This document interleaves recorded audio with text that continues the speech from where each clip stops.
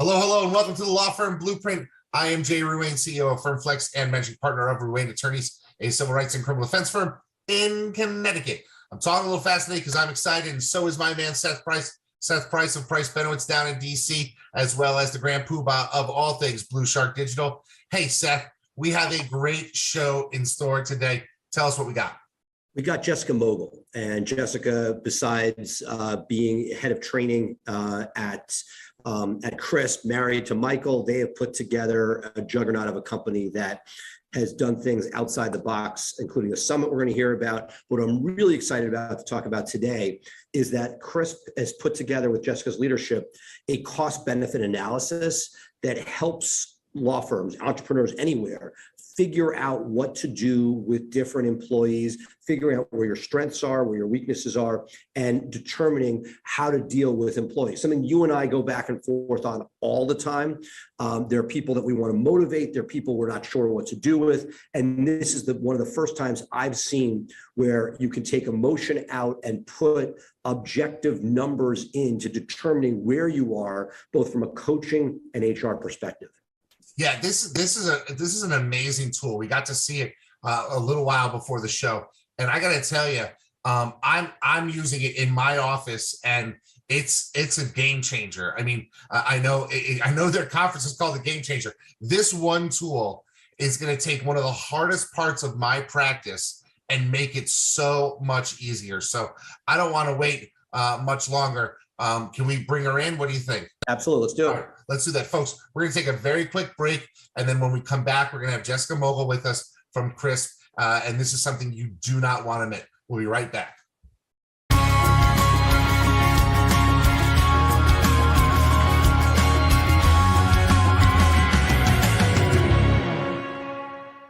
And we're back. We're here with Jessica Mogill, the head of coaching strategy at Crisp. Welcome, Jessica. Hi, Seth. Welcome. Thanks for being with us. Hi, Jay. Thank you for having me. You know, a lot going on, and we'll talk about the Crisp Summit in a little bit. But the reason I was so excited to have you on is there's a thing that Jay and I talk about all the time. All lawyers do, all business owners do, which is when you have an employee that's on the bubble and it's not going great, and you're sort of like, hey, I don't really want to fire somebody. And as we know, there's a huge cost of turnover. What do I do? And more times than not, the average entrepreneur seems to kick the can down the road and later realize, wow, you know, this is all the stuff that I missed. At the same time, it's not a free lunch because the cost of transition, literally Jay and I are just talking about this pre-show, is so high. And what I was so impressed, Jessica, you guys came up at Crisp with sort of a formula that was, you know, most lawyers and entrepreneurs work with a gut feeling, but the idea that you put zeros and ones to the idea of when is the right time to move somebody on and when's not. So I'd love you to sort of talk a little bit about that. Absolutely. So at Crisp, we believe that people are at the root of any problem and people are at the root of any solution. So they are always going to be your most important asset. They also will usually be your biggest headache. So a lot of things with people, though, is it's often very subjective. It's like you said, Seth, like it's a gut feeling. A lot of people even hire off of a gut feeling. I liked them. I think they're going to do a great job. I don't really know, but it's fine. Or like you said, you know, if someone it's kind of, you know, maybe their time to go, but you feel like an emotional attachment or something to that. And then you're like, oh, now I'm actually just apathetic and I don't want to deal with it. We wanted to make this very objective and being able to say, okay, let's look at this person against everyone else in the company and then where do they fall? Right. And I think what I was most impressed with, and as you start to describe your own matrix, is that it's not just one-sided, which is how do they fit in, how are they doing their job, but what is the cost of turnover, you know, and those are factors that generally gut doesn't always take into account. Sometimes, or if it does, it sometimes can be so much, hey, I don't want to deal with recruiting. It's such a pain. So I'll keep something that's not right versus, hey, how do you balance the mediocre performance versus cost of a new employee? Exactly. And that's actually exactly what we call the tool is the cost benefit analyzer, because we have to look at the cost of keeping this person versus the benefit of keeping this person. I think when this tool really shines is often with people who might have been there for a long time, because you might feel handcuffed by institutional knowledge and you're like, I don't want to let this person go. The ramp up of someone else, they just know so much. the thought of ramping up and having someone new. But then you look at the cost of having this person. And a lot of times the cost actually does come in more of like an emotional side of like, is this person toxic? Are they a drain on me? And that is really why I love this tool. We have actually used this for years. We came up with it several years ago, and we've kind of modified it to fit our company and what it is now. And it really has honestly made things very predictable. So when I look at these assessments, we do this at least annually. So when we were a lot smaller, Michael and I did this on every single employee every year, sometimes quarterly, but of course we're much larger now. So the team leads do them, but at least twice a year now, really, with the team leads. And I have actually been able to predict based upon this when we were going to lose someone. Because I have seen their scores literally go from being like, hey, you are MVP and I cannot live without you, just like to slowly trickle down. And I was like, they're not going to be here next quarter. Like, I just knew it. And so I love that it makes it very, very objective. Yeah, Jay has something. I think we're about to see the same thing. So it's interesting to me that there's an adage that we've heard is that the boss is usually the last person to fire somebody, but the teammates start walking away from them, not dealing with that toxic personality. And what I love about your tool is that it actually takes into account not only the job performance, but how they are meshing with their team, and to make those sort of critical decisions. And I look back when I had the form from you, and I look back at some of my recent fires. You know, I got rid of 2 team members in January, and I look back, I actually fired my best friend's older brother who was with me for 10 years. And I look back and I'm thinking, wow, if I had this tool, it would have been a lot easier for me, because I can remember going through those things and agonizing with my wife and saying, am I doing the right thing? Am I not? But when you have a score, it's very easy to say, this is why I'm doing something. So the tool is just absolutely incredible. And so as we used it on an intake, we had a member of the team that just wasn't cutting it. And again, gut would have said it's way too late. But what was amazing is by going through that process and making the decision when we did, we actually got so much positive feedback from the team. The team saw that this person had been given opportunities, wasn't helping the team, it was hurting them, and that their metrics that they're judged on and bonused on went up after that person's departure. So it's just fascinating as we started to put the zeros and ones to it rather than gut, that we really saw some positive improvement. Absolutely. Oh, go ahead, Jay. We have the matrix, and we're going to drop it up on the screen so people can get a better look at it. And of course, in the show notes, we'll have a link so that people can download a copy of it so that they can take a look at it at their desk. But do you want to walk us through it and sort of talk a little bit about the way that you guys at Crisp use it? Absolutely. So it's on a positive and negative. So it's much like I said, there's the benefit and then the cost of having people here. And so I do like to start with the positive on this. And on the positive side, the highest score would be a 5. So a 5 means this person is like basically perfect. They are adding every piece of value to this. If they are a 1, then they are not adding much value to you. So it can be any number in between there, 1 through 5. And I really encourage people to be so honest with this. So for people who maybe don't know me, I am married to Michael. Michael and I actually still do this assessment on each other every year as well, because we all have a room for improvement. So we put on our work hats for that one. So yeah, that could be a rough night if somebody doesn't score well and the other person's successful. Seth, we're going to do this for each other with the show. How about that? There you go. There you go. So I start with the positive side of things, and I look at it both. It makes things very objective. So starting off with even their individual performance and what is the quality of that, and really, Seth, that ties back to, are they successful in hitting their individual goals? And we'll talk about team goals as well, but that's what your team saw. So, and also how difficult are these goals? So you really start thinking about the workforce, and like we've talked about, the time to actually recruit this. The consistency. So is this person consistently hitting their targets, or is it maybe a roller coaster? I mean, fortunately for us, consistency is actually a core value. And so we look at that and say, like, are they doing this more often than they're not? I really love the next one because it's the uniqueness of skill set. And that is one, especially for more senior positions, this is usually a harder one to fill, because it's like, okay, how unique is this in the marketplace, and really thinking about filling that. The institutional knowledge is the one where you can get those handcuffs. And that's why I said this tool becomes very black and white with that, because you feel tied to someone. And I could ask you guys, I ask our coaching clients all the time, how many of you have given a raise to someone before because they threatened to leave? Yes, we've all done it. I have done it. And it's not the right thing to do, because if you wait 6 months or a year, that person's still going to be gone. And so you're putting a Band-Aid on that. And so that's really looking at the institutional knowledge. Also, the positive side in terms of like team performance and followership. Do they have a positive impact on the team? Are they a person that can rally and get people behind it? And, you know, if it's the fourth quarter and we got to do something, are they going to work that magic and make that happen? I also love, of course, are they ready? What's the willingness to jump into something, even if it's unknown? And are they really adaptable for that? Because your A players, they are adaptable. They can throw into really any position at any time.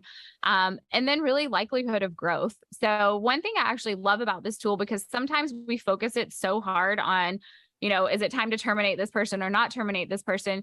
You still do this on your A players. I have yet to do this and someone get a perfect score. And you know what? The places where they had a lower score, those are now coaching opportunities. And those are places to say, hey, maybe we could work on your followership. Maybe we could work on your adaptability and your ways to pivot. Yeah, Seth. I got a question. When you talked about the institutional knowledge, Jay is known as Mr. Systems in the legal space. Do you find that firms, like think about Chris when it began versus now, and law firms that are at their infancy versus more sophisticated, as you're more developed with systems, does that put you in a position to devalue or make that less of a factor when determining? So if you're brand new and you have a handful of employees without great systems, that institutional knowledge may weigh more than later on when there is a Mr. Systems there who sort of created that backbone. Absolutely. That's a great point to make. I live off the philosophy of what if I got hit by a bus tomorrow? And that is really how things are molded. I have my infamous story. When I had my first child, I was still so in the weeds. I ran payroll from the hospital bed. And that was just like that rude awakening of, hey, we probably need some layers and I don't need to have all of this in my head. And so that is the goal. Honestly, it doesn't mean that we don't value the person or their knowledge that they have, but we need to be able to systematize as much as possible. Again, what if I got hit by a bus tomorrow? Could you go in my inbox and know what to do? You know, and I think when it comes to systemizing, the thing that matters to me is that when you have systems and your business runs on systems, it allows you to think those higher level thoughts and actually move your business forward, because you're not stuck in the weeds. You can actually think about, okay, now that I'm out and I'm out of those weeds, what can I do to move us to the next level? What, you know, do I want to get to the next level, or am I happy at this level and I want to exit more and do something different? So that's one of the great things about applying systems to your thing. You know, one of the things that's interesting about this matrix that you've shared is that I actually went, when I first saw it, I actually went back and I scaled everybody in my office, and I found we have one lawyer who has only been with us for a year as a lawyer. She had not passed the bar twice and was working as an intake person while she was studying it. But in the last year, she's become a rock star. And I realized she was underpaid for all she was giving. And so we were able to pull her aside and say, you know what, we're going to give you a $40,000 raise because this is really where you should be. And, you know, I know she is getting calls from other firms saying, why don't you come? But we've recognized her talent. So it's not only getting rid of people, but you can take this tool and actually say, is everybody in the right thing? I mean, you know, you want to pay your MVPs accordingly. And that's a way to judge them. Yeah, because you'll see when you do this. I mean, I'm a systems person myself, so I build spreadsheets and all of the data so I can track the trends and everything. But it's exactly what you said. I mean, that was one of my last workshops actually, was talking about your A players. And when is the last time you were intentional about thanking them? When is the last time you were intentional about setting them up for success? Because what often happens with our A players is we take advantage of it. Not maliciously, not even maybe subconsciously, but when you have some people who are not performing, your natural inclination is to keep giving it to your A players who can handle it, but maybe not compensating or thanking them for that along the way. So I love even doing this one. And when you see this range of like, wow, this is my most valuable person versus not this person, what have I done for this person lately? I love that. I love that. So you said that you use this at least as an annual tool, Mhm. but you also will have your team leaders do it semi-annually so that they can keep Exactly. tabs on their team? Yeah. So it depends on the size of your firm, of course. At some point, Michael and I could do it on every single person here. I don't work closely enough with every single person here. So our formal structure is that we do quarterly feedback sessions, quarterly reviews with our team members. And so we ask that twice a year, we at least do this so that we can objectively see trends like, have they improved? Have they stayed the same? Did they drop? Again, I've used it to even predict when someone I knew was going to no longer be here with us. Awesome. Seth? No, this is great stuff. Before we move over to talking about the summit, any other thoughts of ways that you think the tool could be useful and benefits that people have gotten out of it? Yeah, absolutely. So I really went over a lot of the positive indicators. And so really, if you look at the negative indicators, a lot of these sometimes can be emotional. So I think sometimes if you think about people and you're like, God, I really dread meeting with them, or here they are again. And one of the factors on there, honestly, is even the drain on your time and the drain on your energy. And I had such a pivotal moment a few years ago because there was a team member that was like, oh, every single time. And Michael was like, Jessica, you do realize you are paying this person to cause this stress and this feeling. And that was really such a wake up moment for me with that. And so really thinking about, if I am frustrated, what is it? Maybe it's going to come out in here and see that. And so when you really come into like a summary of the tool, like the highest score that anyone could get would be a 40. The lowest score would be a -40. I've never seen a -40, thankfully, but I will say now, if you use this tool and someone is in single digits or negative, you really do need to evaluate their future. If they've been there long enough. Of course, if they've been there like 3 months, they're probably not going to be positive off the roof because they don't really have that much institutional knowledge. But, this happened last year. We had a couple people here and we spent months and months talking about them. And I was like, hey guys, everyone in the Slack thread that's been, agonizing over this, everyone's going to complete it and we're going to look at it. Guess what? 3 out of 4 people had them come back negative.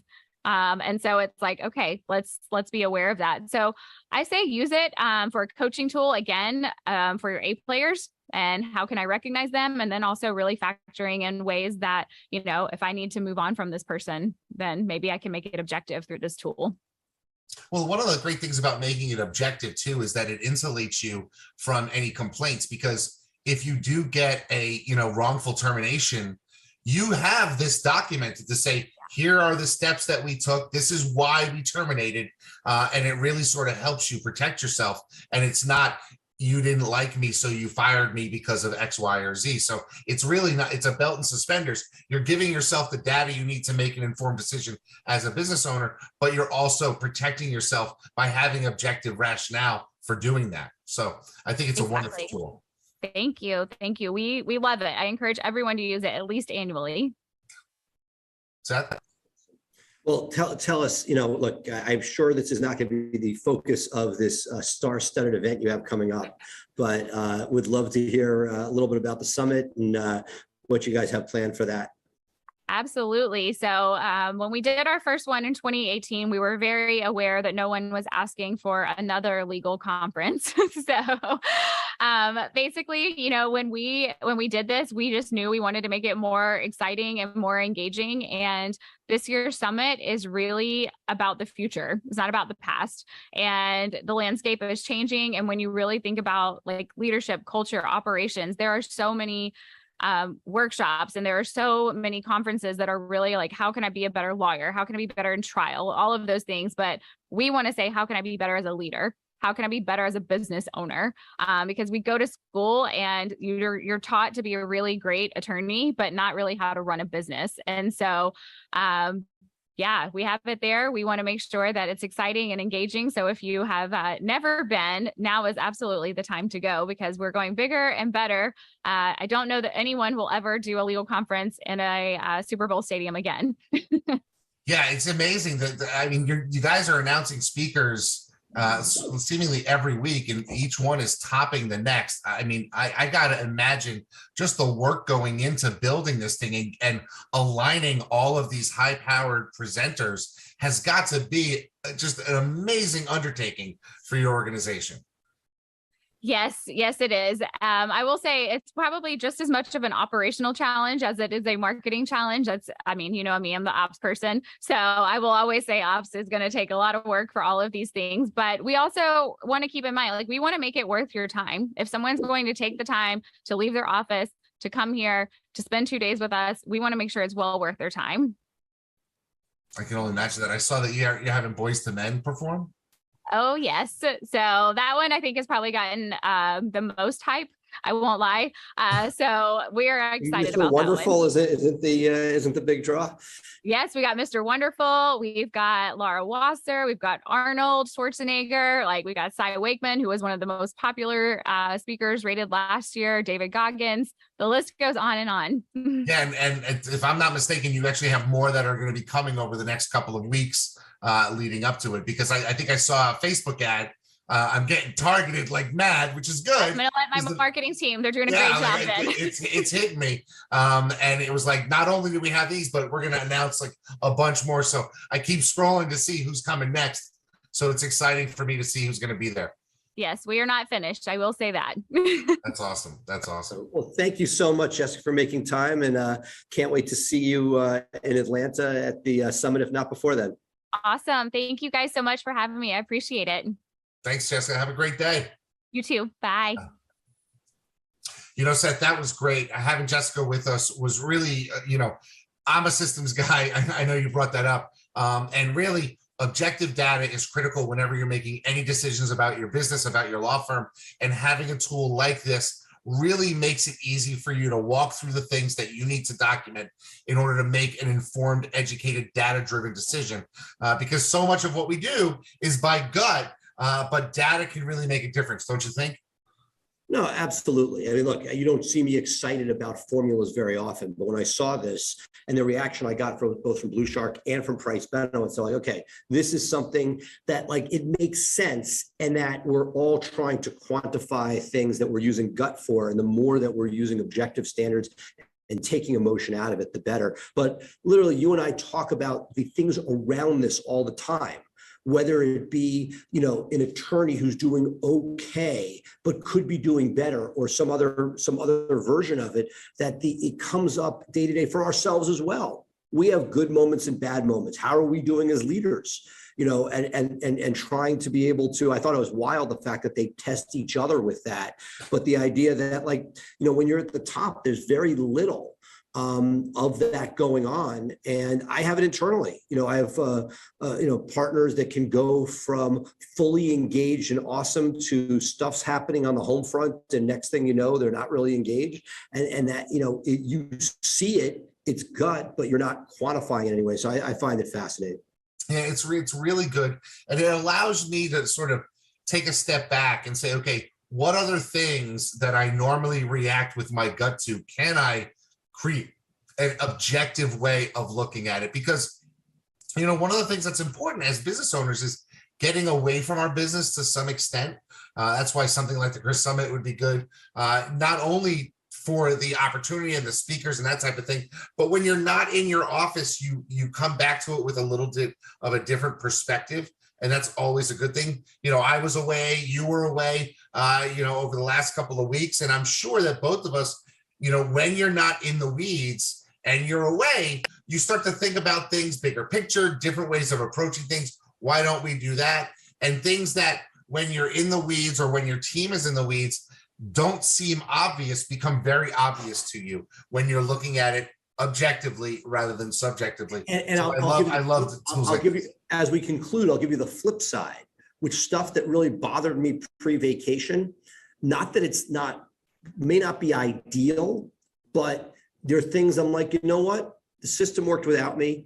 Everybody has their own special way. And even though I don't love this, I can deal with it. And I don't want to move towards mediocrity, but the perspective is, if you're gunning, that every once in a while you realize that she mentioned this during her talk about consistency being one of the factors. If somebody's in there for the long haul, yes, there may be attributes that aren't ideal, but I can live with those given that the machine is working with them.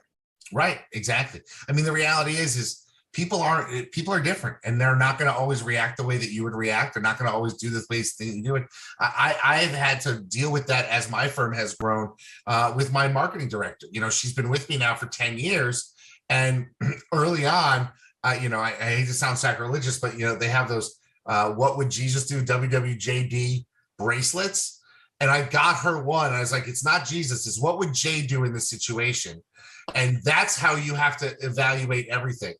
And she recently came to me and she said, this is why I did something. I did it this way. May not be the way that you did it, but here's the results that I got. And I think it worked out just fine. And I like that. But part of me is also like, well, why didn't you just do it the way I would have done it? But I realized that in order for me to grow, in order for me to get to the place where I want to be with my business, I have to trust the people that I put into the right spots. And that's really what it comes down to. And having objective criteria allows you to do that. Awesome. Well, this is a great show, and I can't wait to circle back next week. Yeah, this is going to be great. All right, folks, if you want to catch up with us, you can watch us every week live here, 3 p.m. Eastern, 12 p.m. Pacific on Facebook. But if you want to catch us and take us on the go, be sure to subscribe to our podcast, The Law Firm Blueprint. You can get that wherever your podcasts are available: Spotify, Apple, Google, Pocket Cast, whatever you want. Just look for the Law Firm Blueprint podcast. Of course, follow up with us anytime that you want. We're going to have in the show notes a copy of a link to the crisp guide that they have, the objective. What was it? I forget the name. Cost benefit analysis sheet, which if you haven't seen yet, if you're not a crisp client, you definitely need to download this and add it to your arsenal for deciding whether or not to keep somebody or to let them go. But for now, I am Jay Ruane. He is Seth Price. Thanks for being with us here on the Law Firm Blueprint. Bye for now.